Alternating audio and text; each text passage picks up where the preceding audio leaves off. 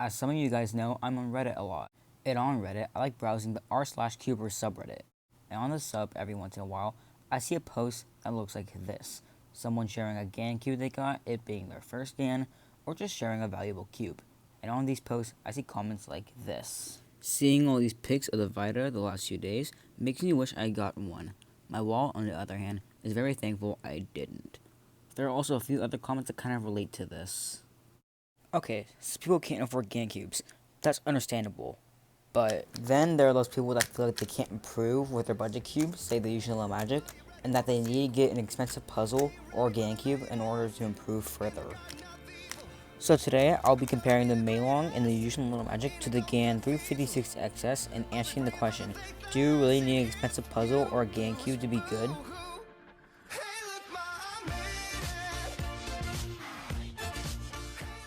Starting with the basic product info, the Meilong comes in at 55.5mm, weighs 72 grams, and costs $3.95 on speedcubeshop.com. The Yushin Little Magic, like the Meilong, is 55.5mm and is 72 grams, but it costs $4.95 on speedcubeshop.com. Lastly, the GAN XS is 56mm, weighs 68 grams, and costs $59.95 on speedcubeshop.com. For reference, with that price, you could get 12 Yushin Little Magics or 15 Meilongs. That's a lot of cubes. Now let's get on to the performance of these puzzles, starting with the Meilong. Now the Meilong is the cheapest cube that's pretty decent, but it also has the cheapest feeling, which is understandable.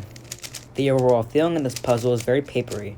It's also pretty fast and hollow, and it is the most stable puzzle I'm comparing here. Corner cutting is around 50 degrees normal, and around 2/3 reverse.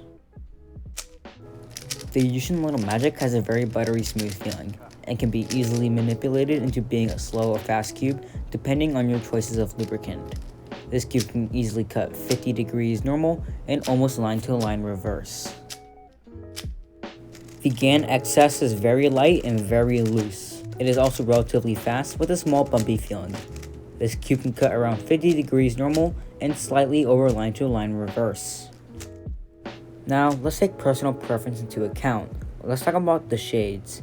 The Meilong has the standard Moyu Bright shades, and honestly, I don't have much to say about them. Overall, they're pretty decent, and I can recognize the colors pretty easily. The Yushin Little Magic has a bit more color compared to the Meilong, making them appear brighter.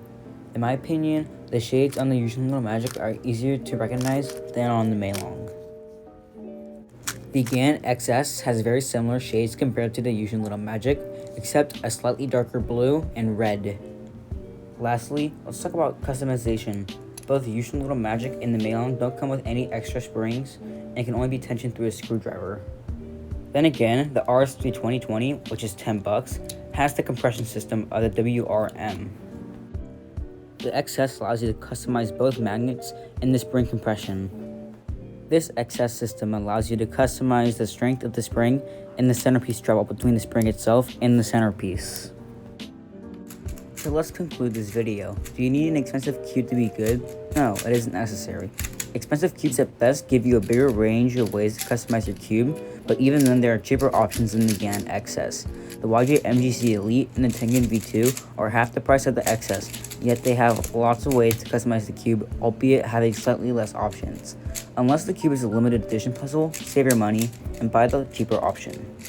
So that's the end of this video. I hope you guys enjoyed watching. If you want to, subscribe and like, and I'll see you guys next time. Bye.